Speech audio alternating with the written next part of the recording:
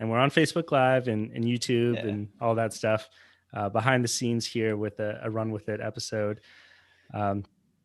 So and we're also trying out a new intro. So we'll do that. And Ethan doesn't even know what it is. Ethan really. has no idea what's going on. It's typical. I'm gonna be a no TJ idea Shaw. what's going on today kind of person. Yeah, you don't even know what the idea is today.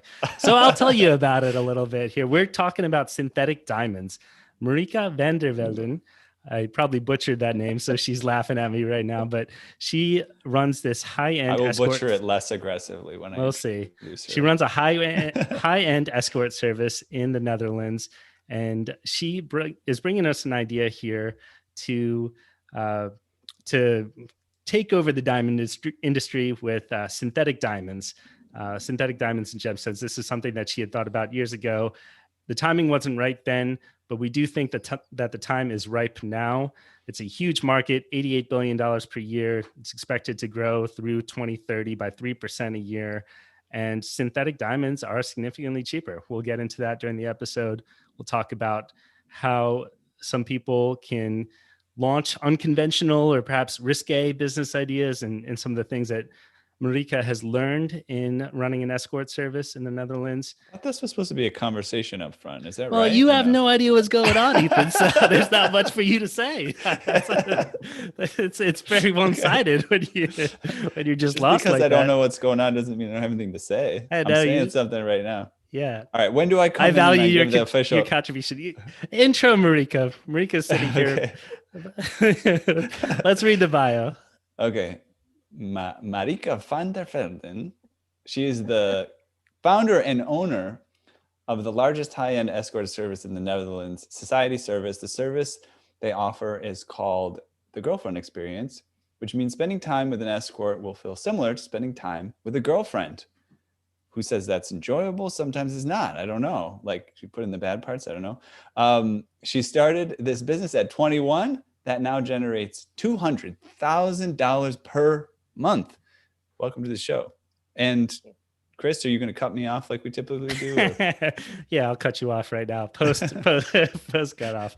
So Ethan, super impressive. But you know this show is about new business ideas, and Marika is bringing us one here to launch a synthetic diamonds business. Marika, how did you come up with this idea? It's about 12 years ago that I saw a shop in Hong Kong selling synthetic gemstones, and I bought a few of the pieces that they had on sale. They were set very nicely in jewelry, but they weren't diamonds. So it made me wonder if such a thing would be available as actual diamonds. I'd heard about synthetic diamonds being used in construction work for sawing stuff, but I hadn't heard about it being used in actual jewelry that women wear. And so I looked into it and found that there are indeed synthetic diamonds. They were already there. I think this is about 12 years ago. And I did search and try a little bit, but it's quite a difficult business. At least then it was. Yeah, well, it's obviously very high margin, very lucrative business. There's a lot of literal blood, sweat, and tears that go into the diamond industry. Yeah, we've all seen Blood Diamond, which is the basis of our knowledge here, collective knowledge on the show. At least I don't even know if Ethan has that much knowledge. I don't. I have not seen Blood Diamond. I think it's just, honestly, I think that it's not Leo's best, but okay. So, but probably an important issue to be raised, of course. An important issue to be raised for sure. But something like this, a synthetic diamond coming in, they're about 30% cheaper than traditional diamonds, and traditional diamonds are very expensive. People tend to go a little bit crazy when they're purchasing them, especially during an engagement, especially in the United States. So this is something that can easily run into the thousands of dollars, tens of thousands of dollars, depending on your financial situation. They say that a ring should be 3 months' salary, which is probably some brilliant advertising slogan from De Beers back in the day. So this, I imagine that this would be a pretty hard industry to get into. I'm picturing like the letters that you would get slipped under your doorstep at night saying, stay away from this business, or, we'll see what happens to your family. Is that is that an exaggeration from your, what do you guys think about that? I think there is a big lobby and a big interest from the current jewelers, and the biggest ones being De Beers, for example, to keep out synthetic diamonds. I think it's, however, unavoidable that they will be in the market. So you see that De Beers is actually producing them now, the synthetic diamonds. People are becoming more and more aware of where a stone is coming from and what's behind it. Like you said, we've all seen the movie. You don't want to be associated with this. Maybe for some people it's not an issue, or they're safe with the choice they've made in when they purchase the jewelry. But when you buy a synthetic diamond, this is not an issue anymore. So it's worth getting into the weeds a little bit here in terms of how diamonds are assessed. And this is there's a official grading system available for diamonds on multiple scales. If you're ever purchasing a high-end diamond, they talk about the 4 C's, which is color, clarity, cut, and carat weight. And each of those things, at least 10 years ago, they were difficult to achieve synthetically, but now it's much more achievable. Yeah. And synthetic diamonds at this point are virtually indistinguishable from natural diamonds, as they're now called. But this organization, GIA, I don't know what they stand for, but they provide certificates for the diamond industry, and they have a separate one for synthetic diamonds versus natural diamonds. But in order to tell the difference, you have to send it off to a special laboratory. You can't, even if you're an advanced gemologist, you can't tell this by the naked eye, or even with one of the special glasses that they use to examine diamonds. Yeah. In many ways, they're exactly the same as natural grown diamonds. Like you said, there's no difference except in the price range and how they are produced. I've done a little bit of research earlier today. There are a few people providing those in the Netherlands. In the Netherlands, they're about half the price of the real thing. If you look online in more American resellers, I would say they're about a quarter of the size, or a quarter of the price that a natural diamond of the same size, color, and clarity would be. So it's interesting. So what are some of the challenges that you foresee in starting a business where you have these deeply entrenched companies who are going to try and prevent shifting in this direction? You talked about it a little bit. De Beers is making their own synthetic diamonds, but still, they're not the only people in the value chain here. There are everyone from local jewelers to end consumers to diamond manufacturers or miners, who are all part of this industry, and it seems like it would be a very uphill battle. Can you get around that just via price? Well, there's money to be made even with synthetic diamonds. For example, jewelers don't have to notice a difference margin-wise whether they're selling a natural diamond or a lab-made diamond. As far as the bigger companies, you see this with many industries, that the bigger ones will try and crush the little ones. For instance, nowadays you have lots of COVID tests, the rapid tests. They're being negatively published all over the news for not being accurate enough by the bigger companies. So this is something I would expect from the biggest names in the industry to be doing, to say this is not a real diamond, or there are problems with the diamond for this and this reason, to kind of give it a bad image. I think that would be the biggest thing they would do. I don't expect them to arrive at my doorstep and say, if you do this, we're gonna kill your cat or whatever. So not quite that cutthroat. No, I don't think so. Ethan, were you going to jump in there, or? No, I just opened my mouth for a second. That's fine. All right. So I feel like what's interesting about today's program for me, and I have to apologize, I I feel like a total idiot because I didn't have time to do as much as research as Chris did. He's probably just making me look bad, basically. But That's my goal with he's most got a lot of facts episodes. and figures about this particular industry. I think if I were a listener, the listener that we're listening to, I'd be really interested in your existing business, maybe more so than maybe more so than our typical guest, right? So somebody might come on and say, you know, they've got a business where they provide accounting services for small businesses or something like that, and then they're coming on and talking about something more exciting, you know. But I feel like I'd be kind of constantly thinking, but wait, in the beginning of the show, they said she has a high-end escort service, and I feel like I don't want to ignore that, you know, and I want to ask a question about that, and ask you like how it relates to the business that you already have, this idea, right? So you're in this space of kind of sexuality and, you know, this idea of girlfriends. And of course, when you get into diamonds, there's sort of the marriage transition, right, between girlfriends and marriage. Do you see like a connection between the two businesses? Do you feel like there's some expertise you have about human psychology or anything that you could apply to, you know, have a leg up in this particular domain?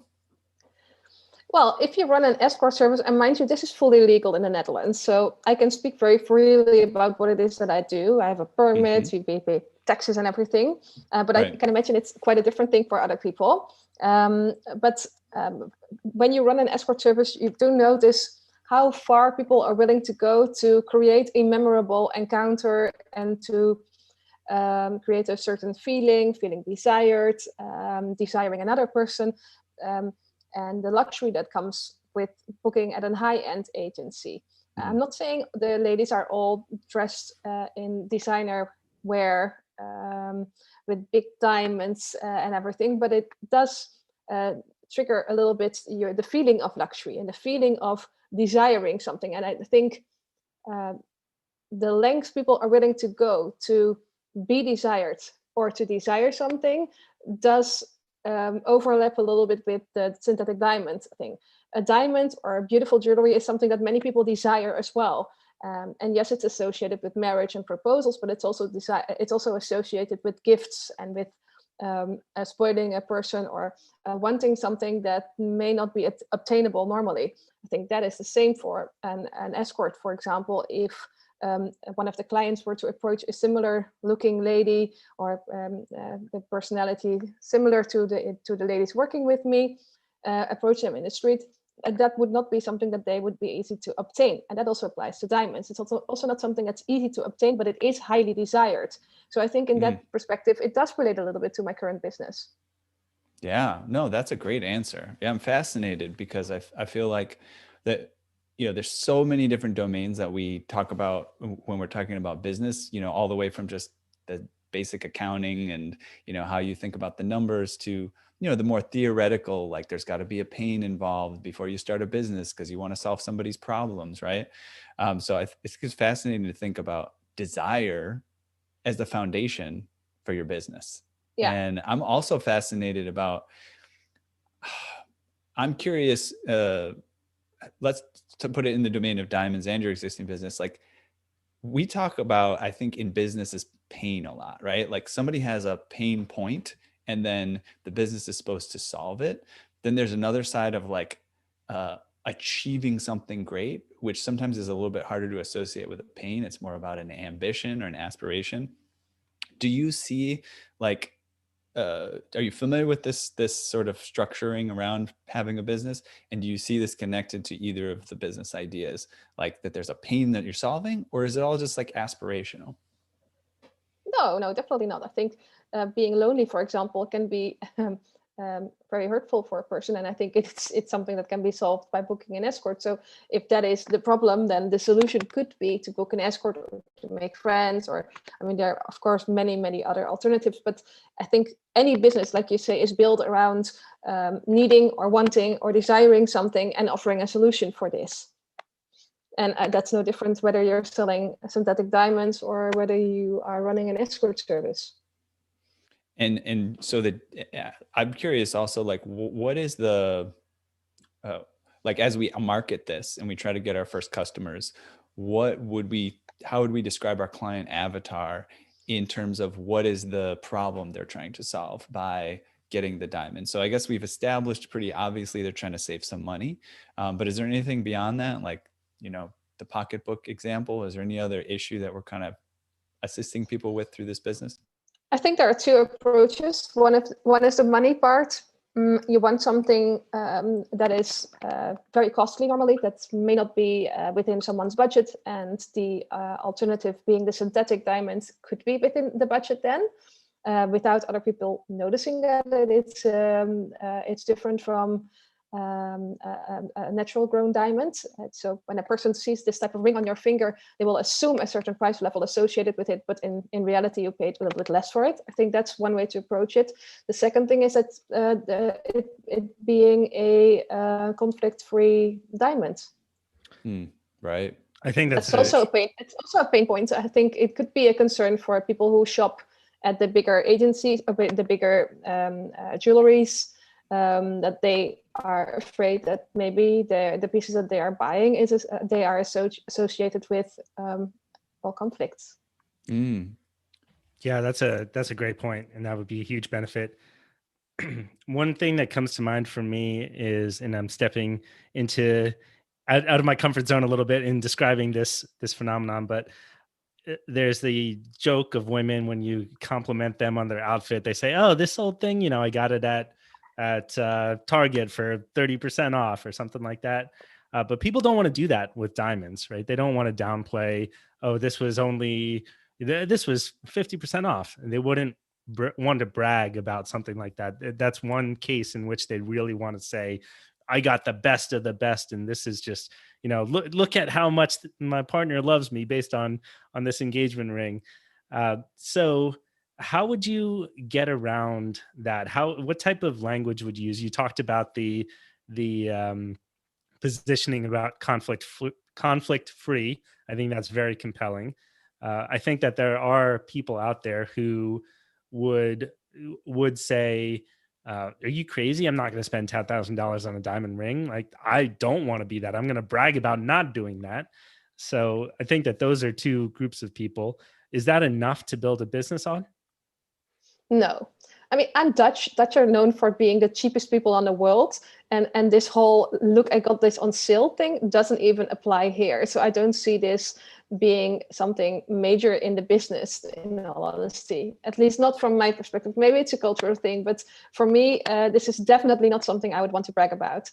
If anything, perhaps maybe it's a little bit of the stigma. So that, like, my business has a stigma attached to it, but lab-grown diamonds may also be a little bit stigmatized, that people will pretend that they are not, or just withhold the information that they are, because there's no way of telling. Even if you are an expert, there's absolutely no way you'll be able to tell from a diamond whether or not it's been natural grown or lab grown. I'm imagining No, go ahead. Sorry to interrupt. Yeah, so one of the selling points for me would be to say they are the same. If not, the synthetic version is better because they have less flaws. Yeah, I mean, I see a huge opportunity here for making it better, right? I mean, you could even have, I'm sure it's been tried, this may be a terrible idea, but like branded diamonds, right? So if you make it synthetically, there's probably a way to insert a specific signature, and so now instead of paying less for a synthetic diamond, you could say, well, this diamond was, manufactured by this particular manufacturer who is associated with high end and luxury and so on and so forth. I think there are even companies out there who are taking some personal aspect of you and some carbon deposit and turning them into diamonds, into lab-grown diamonds. So you can, I don't know, let's say your cat did pass away, you can have your cat's remains turned into a diamond. Yeah, it's very small diamond though, that you can make from the ashes of a deceased animal or person. They're like the size of a rice grain. Yeah. So let's get into the nuts and bolts of this idea itself here. Are you imagining becoming a jeweler for synthetic diamonds? No, I mean, my knowledge of gemstones is like close to zero. The same applies to diamonds. At the time, I did look into it a little bit more, but it's first of all, it's many years ago. I think the technology did evolve quite a bit.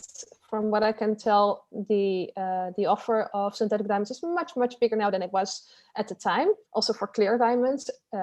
Back then, the offer was mainly light blue, light pink diamonds. The clear ones were very difficult to obtain and still very, very expensive.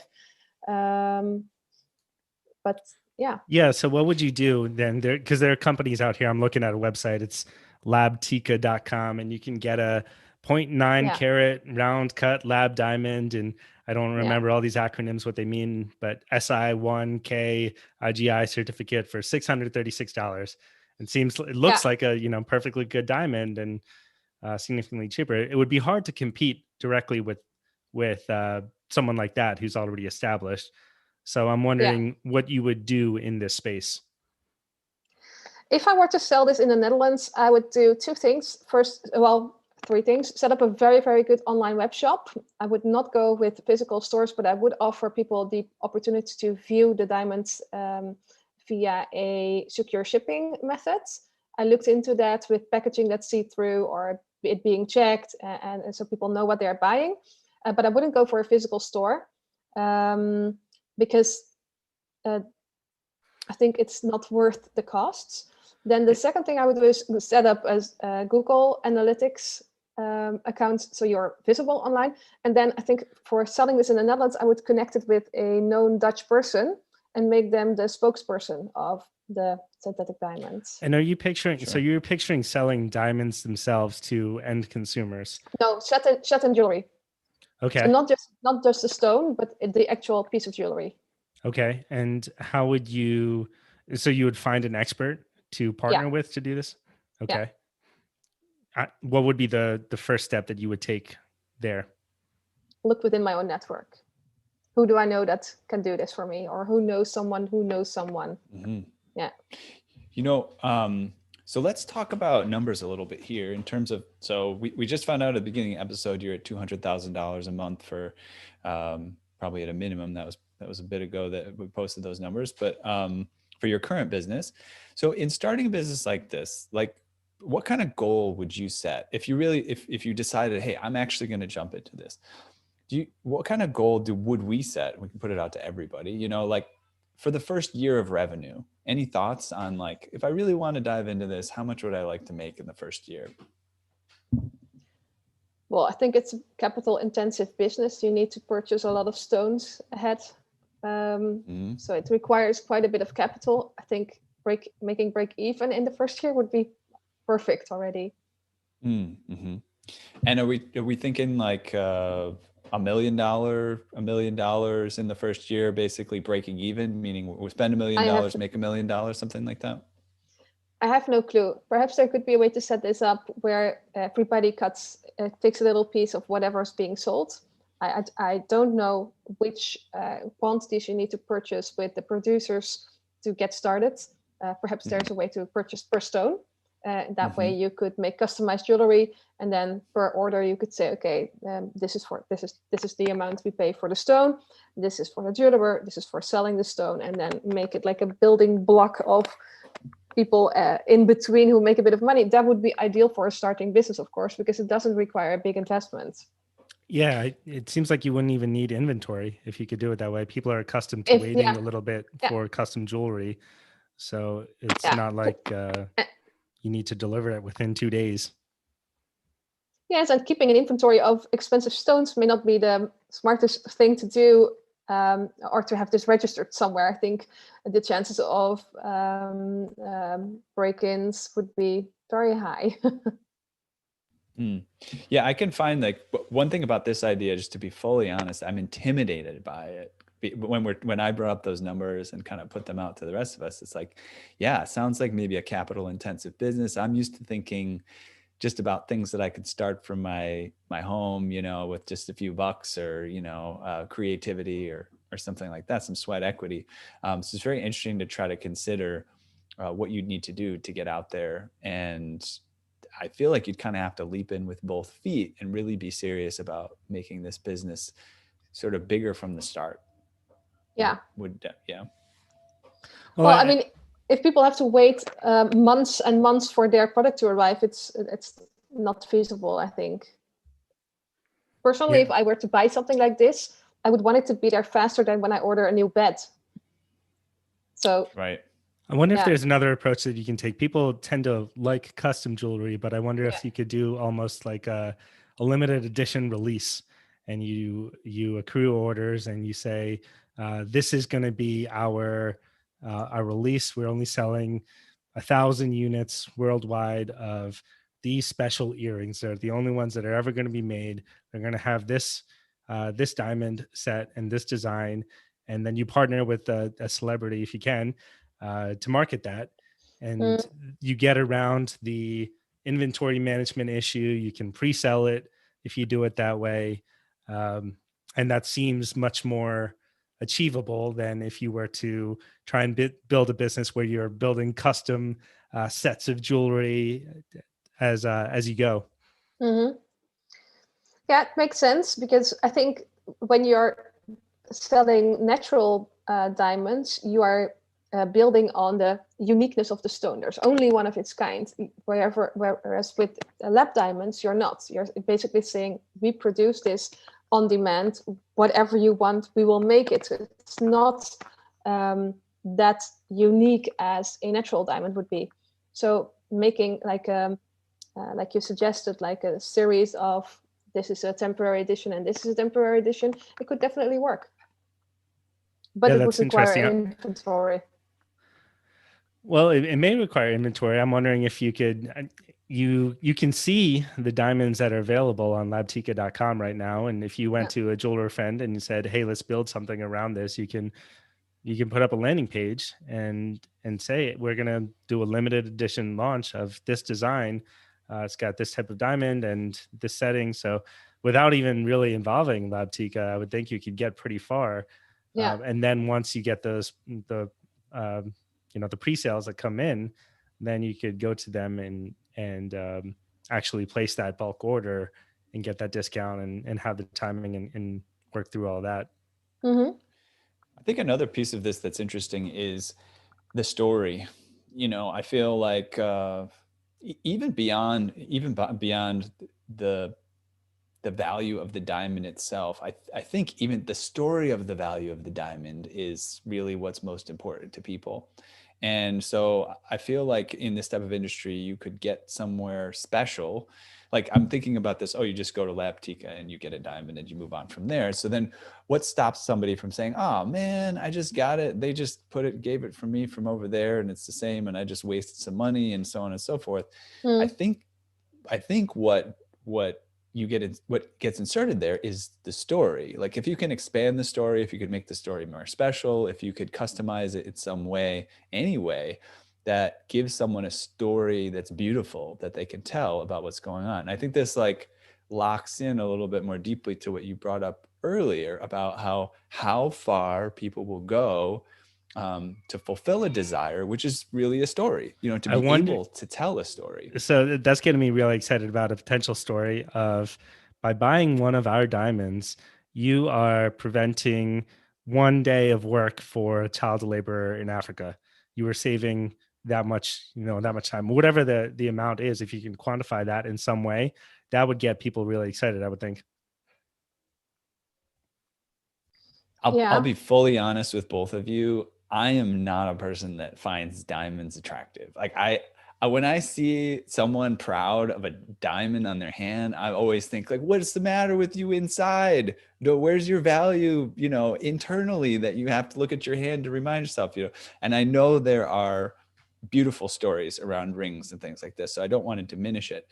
But to Chris's point, I think there could be something behind creating a story that actually attracts someone kind of like me, right? Who's like, yeah, it's not about the diamond. There's something else. You're buying this synthetic diamond almost to make a statement about the sort of traditional diamond industry and the traditional things that are going on, to say, this is what I care about. I care about changing the world in a positive way.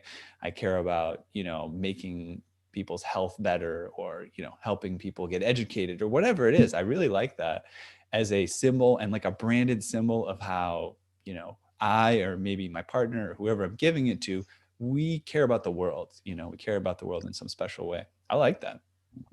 I do too, but if the business that was selling this would be a profitable business, I wouldn't like it so much anymore. I think it would be more of a non-profit Like a organization nonprofit. to do something that, yeah. I don't know. Yeah. I don't Or think to that donate, yeah. to donate the majority of its profits to something. But so here's what I keep thinking of, and Chris, you know, can talk about this because he loves Tesla. You know, I mean, he's in love with the brand, he's in love with the founder, all of this. And so Elon Musk sort of did this. He said, let's take this like fancy gas guzzling, you know, car that is just an object of desire and put that into a company where by buying that object of desire that can go fast and do fancy things that you might are more like visceral, let's do something good in the world. Like, let's change the planet, let's change the type of energy we use and things like that. So I feel like as long as we feel like Elon Musk is going somewhere positive, maybe it's a long game like he's playing too, but maybe there's some place to go with it. I think people also do economically value things more when they align with their values. At least in the US, people are more likely to. I'm more likely to spend a little bit more on Tom's shoes because I know that they will donate it. So it's kind of I would like companies like that to succeed. There's a big movement in the United States for certified B corporations, and they're explicitly, part of their mandate is to do public good, not just make a lot of money. So I think that there's room for that. I mean, we're both in the U.S. We don't know the Dutch market as well, of course. Right. But I do think that people would get excited about that story of, hey, by buying this diamond, not only did I save money, but I inhibited this horrible industry of mining diamonds in Africa. yeah, I think another thing that could be beneficial is to be fully transparent about where your stones are coming from, because I mean, it's something that they can easily do themselves. They can go online, buy a synthetic stone, take it to the jeweler, and have a custom built ring by themselves. So that if you could be transparent about where you are coming from and why you are doing it in the way that you are, this could solve the whole being easily copied part. Mm-hmm. And by the way, I just want to call back, you know, it was very interesting to hear Marika kind of say, no, I don't think that's a profitable company. And I do want to, you know, sort of give some humility here and saying, you have built a wonderful, you know, profit generating business that I want to respect. Like when your intuition say, hey, like going about it that way is not going to be profitable. I kind of get that sense. It was almost an instinctual gut feeling you had based on your business experience. Would you say that? No, I think at the time, society service was just started. I was in my third year of society service, and I discovered that it was too difficult and too challenging to actually proceed with this idea for the diamonds. And that's why it never really happened. It wasn't so much that I thought it wouldn't be profitable. My focus was with society service. This was something that was interesting to explore a bit, but then it became too challenging. I thought, okay, I'll just focus on a business that is growing and that is becoming bigger. And then as time proceeded, I mean, this is 12 years later, it's an actual full-time thing that I'm doing now. So right. I was also making more of a comment along the lines of framing it as something that's like kind of solving problems in the world didn't seem to you like a good idea, right? Or do you feel like that's yeah? Well, I mean, within my own business, I think I can make a difference because people are always very prejudiced about my industry. They think it's all terrible and the ladies are being extorted and it's awful, and it doesn't have to be. I'm sure, and I know that there are cases where it is. And I think by running a business in this industry in the way that I am doing, I can actually make a difference. So I am sensitive to the idea of making a difference. So, for example, the conflict-free part of the lab diamonds does appeal to me. Yeah. And in terms of, go ahead, Chris. Well, I was going to take us in different directions, so you go for it. I think what I was curious about, and it's kind of, it pulls back to earlier as well. You mentioned like you were starting the business and you had a couple of different ideas going on, and the diamonds thing didn't work out. We talked about whether we launch big or we launch small. In terms of the escort business, was that something that you feel was kind of an inch by inch bootstrapped process, or do you feel Oh like yeah. yes? No, for sure, it was by trial and error. I just, in the beginning, I just kind of winged it. I thought, okay, let's give it a try. I mean, I was still in university doing my last years of my master, and I kind of figured, I mean, this is far from what my parents had in mind when I said I'm going to university and I'm going to be successful in life. This is not what they saw me doing. And I did keep it secret for a while in the beginning because I wanted to keep my options open. This is not something that appeals to the main consultancy firms that otherwise I would have been working for. So I kind of just took it, well, year by year. I wouldn't say day by day. I'm a planner and I like planning ahead, but it was a year by year thing that almost took me 5 to maybe 7 years to decide, okay, this is a valid business and this is my life. This is what I do, and this is how I want to do it. This is what I think is right, and this is what I think is not right. Do you know a number of how much you invested of your own money before you felt like it came back to you? I invested 2,000 euros. 2,000 euros, incredible. Yes, yeah. And you saw it become profitable after putting that much in? A year. It was a profitable straight, well, from the first few months. I started the business with someone else. In the beginning, the cooperation was really going really well. We were very much complementing each other. But after like about 2 years, it turned out that her vision and mine were not on the same page. So we decided to split. It was a bit of a legal battle. But if I were to tell you what I paid her to sell her part of the business to me, you would be laughing, really. It was the best investment of my life. Oh, how much was that then? I want a good laugh. But it's very, very little compared to the turnovers that the revenue. How much was what was the revenue you were bringing in at that point where you sold it, where she sold her part to you? How much were you making a year? Maybe the revenue was about 100,000 euros. 100,000 euros. Yeah, the third year we were doing business. And I mean, for a 23-year-old, that's a lot of money. If you split it between two people, that's it's a lot more than the average student will make. Right. And then at that point, you can, how fast were you growing? Like, year over year at that point? Like, I doubled my percentage wise? Yeah, I doubled my revenue every year. Right. So yeah, paying 10 times revenue for a business that's growing, 10, double a year would be a great deal. So yeah, and so you're saying whatever she paid you, so you had to pay her. So you probably paid quite a lot less. To sell her part of the business to me. Yeah. Right. So fascinating. Yeah, thank you for sharing that, Marika. You have a much different background than most of our guests here, not just because of the the business that you're in, but also being Dutch. We don't get a chance to talk to business owners from the Netherlands often. So hearing some of the perspective that you shared with how Dutch people think about money and diamonds, that's all very valuable. We talked a little bit about society service throughout the episode, mainly at the end here. Can you share a little bit more about where listeners can go to learn more about society service? Sure. We have a website. We are an online business after all. It's www.societyservice.com. It's fully in English as well as in Dutch, but I'm assuming most of the listeners will be heading for the English version of the website. Probably so, yes. Yeah.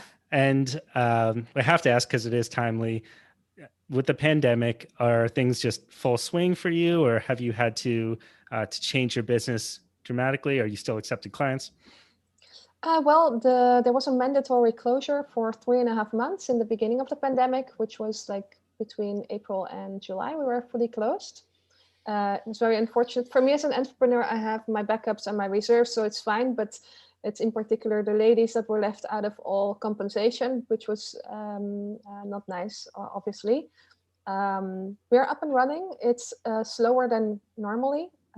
Makes sense because we depend a bit on international travelers who visit the Netherlands and then are looking for some entertainment or some company who book with us. Of course, they're not traveling to the Netherlands at the moment.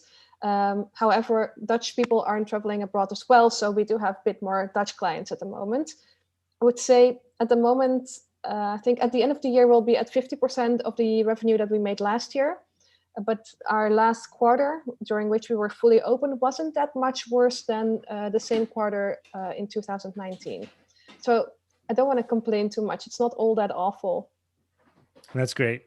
Yeah. Well, we are rooting for you for sure. Thank you very much for the time that you spent here with us and sharing this idea. Welcome. It's a very novel idea, and I'm excited for a listener to take it in and run with it. Yeah. So until next week, we will see you. We will until next week, we will trip over our words and fall apart as the country is doing. Stutter. Right yes, exactly. Just fall. Amazing. Yeah. Thank you for listening. See you next time. Awesome. But we somehow got kicked off live streaming, so I don't have to stop that. I guess I could just. Maybe they heard the word escort and that was enough for them. They kicked us. It could be. It could be. Could be, actually, for sure. You know? Yeah. Yeah, that was a good side.